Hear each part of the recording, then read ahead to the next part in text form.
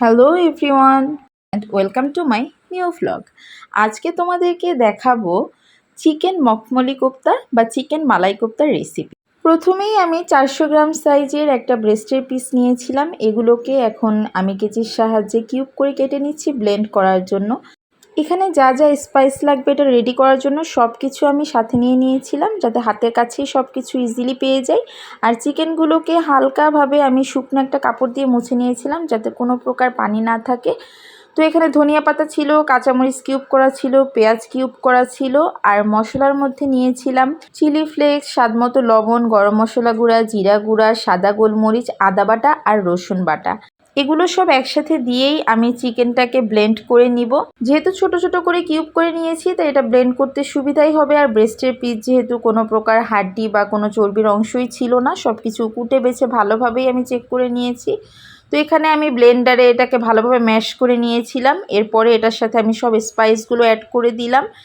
দেন আমি আবার এটাকে ব্লেন্ড করব, কারণ চিকেনটাকে আগে একটু ব্লেন্ড করে নিলে ভালো হয়। এরপরে মশলাগুলো অ্যাড করে আবার ব্লেন্ড করতে হবে। তো এখানে আমি 2 চামচের মতো ঘি দিয়ে নিয়েছিলাম, যাতে ফ্লেভারফুল হয় খেতে।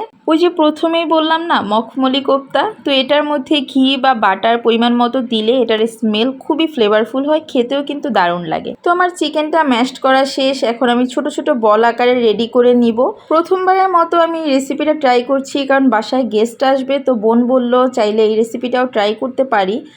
এর আগে যখন ছোটোবেলায় মায়ের হাতে ফুলি মাছের কোপ্তা খেয়েছিলাম, আর বোনের বাসায় চিকেন কোপ্তাটা খাওয়া হয়েছিল, তবে নিজের বাসায় বা নিজের হাতে কখনো রান্না করা হয়নি।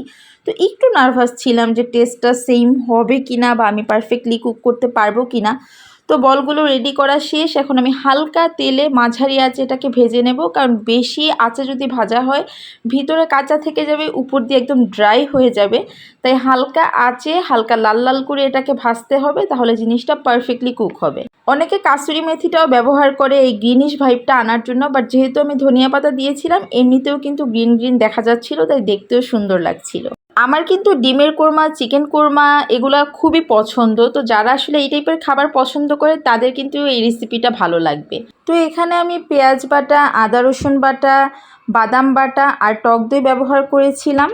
এখানে বাদাম বাটাটা ব্যবহার করা একদমই অপশনাল, যার যার রুচি মতো বা চয়েস মতো এটা দিতে পারেন। আর গ্রেভিটাকে একটু রাজকীয় বা মজাদার করার জন্য বেসিক্যালি এখানে ফ্রেশ ক্রিমটা ব্যবহার করা হয়, বাট আমি যেহেতু ঘরে যা যা আছে হাতের কাছে সেগুলো দিয়ে রান্না করেছি, তাই আমি টক দই আর দুধ ব্যবহার করেছিলাম। কোপ্তাগুলোকে ভালোভাবে মশলায় কষানোর পর 5-6 মিনিট মাঝারি আঁচে ঢেকে রান্না করব। এরপরে নামানোর আগে কাঁচামরিচ কুচি, ধনিয়া কুচি আর সামান্য পরিমাণে ঘি উপর দিয়ে ছড়িয়ে নামিয়ে ফেলবো। আর তৈরি হয়ে গেল দারুণ স্বাদের চিকেন মালাই কোপ্তা।